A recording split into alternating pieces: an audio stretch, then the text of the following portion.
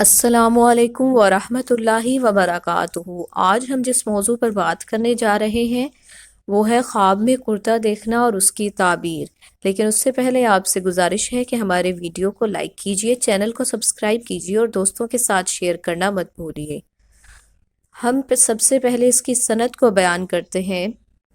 ہم سے محمد بن عبید اللہ نے یہ حدیث بیان کی، ان سے ابراہیم بن سعد نے، وہ صالح سے روایت کرتے ہیں، وہ ابن شہاب سے، وہ ابو امامہ بن سہل بن حنیف سے راوی ہیں کہ وہ حضرت ابو سعید خدری رضی اللہ عنہ سے وہ کہتے تھے کہ رسول اللہ صلی اللہ علیہ وآلہ وسلم نے فرمایا کہ میں ایک وقت سو رہا تھا، میں نے خواب میں دیکھا کہ لوگ میرے سامنے پیش کیے جا رہے ہیں اور وہ کرتے پہنے ہوئے ہیں، کسی کا کرتا سینے تک ہے اور کسی کا اس سے نیچا ہے۔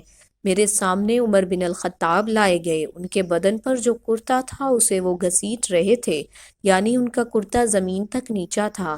صحابہ رضی اللہ عنہ نے پوچھا کہ یا رسول اللہ، اس کی کیا تعبیر ہے؟ آپ نے فرمایا کہ اس سے دین مراد ہے۔